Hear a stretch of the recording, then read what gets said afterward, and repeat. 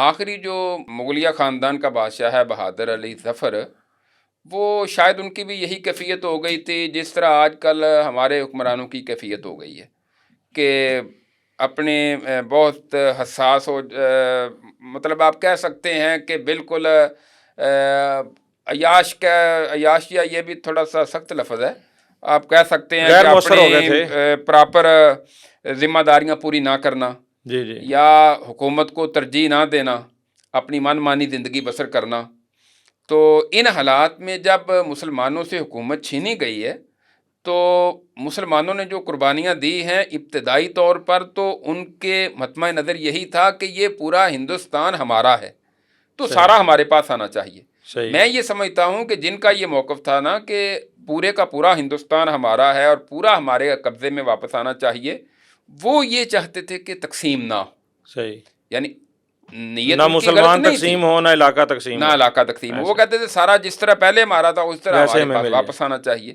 دوسری طرف کچھ مسلمان، یا میں یہ سمجھتا ہوں کہ اکثریت ایسی تھی جو مسلم لیگ کے ساتھ مل گئی، جس طرح قائد اعظم محمد علی جناح بھی مسلم لیگ کے ساتھ ملے، پہلے کانگریس میں رہے اور دیکھتے رہے کہ کیا صورتحال ہے۔ جب انہوں نے دیکھا یہ کانگریس تو ہندوؤں کے مفادات کا تحفظ کرتی ہے،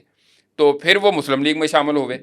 اور ایک وقت تک بلکہ وہ دونوں جماعتوں کے رکن بھی رہے ہیں، کانگریس کے بھی اور مسلم لیگ کے بھی۔ ایسے ہی لیکن جب تک انہوں نے دیکھا ہے کہ نہیں، کانگریس جو ہے یہ ہمیشہ ہندوستان میں یہ ہندوؤں کے مفادات کا تحفظ کر رہی ہے، مسلمانوں کو کوئی پوچھنے والا نہیں ہے، صحیح، پھر انہوں نے اس مقصد کے لیے محنت کی۔ اور پھر قائد اعظم محمد علی جناح کے آپ خطابات سنیں، وہ بار بار یہی کہتے تھے کہ پاکستان ہم بنا رہے ہیں، اس کا دستور جو ہے وہ اسلام ہوگا، قرآن ہوگا، اور یہ اسلام کی تجربہ گاہ ہوگی۔ صحیح، اور پھر اس میں جو ہمارا مذہبی طبقہ تھا، جو کولکتہ میں ایک کانفرنس ہوئی، تو وہاں قائد اعظم محمد علی جناح صاحب نے جب خطاب فرمایا، انگریزی میں تقریر کی، تو اس کے آخر میں مولانا محمد ابراہیم میر سیالکوٹی رحمہ اللہ وہ کھڑے ہوئے، مائک پہ آئے اور انہوں نے کہا، لوگوں،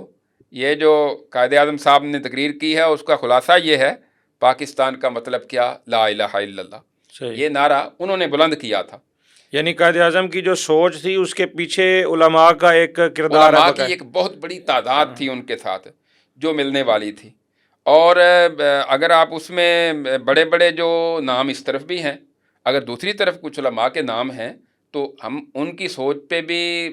کوئی کوئی حملہ نہیں فتویٰ کر نہیں رہے لگا ہم۔ رہے، حملہ نہیں صحیح، کر رہے کہ ان کی سوچ غلط تھی، ایسے ہی، وہ بھی سارے ہندوستان کے لیے۔ لیکن کچھ مسلمان زعماء نے یہ صورتحال بھانپ لی تھی کہ اگر سارا انگریز سے آزاد ہو بھی جاتا ہے تو یہاں ہندوؤں کا قبضہ ہوگا۔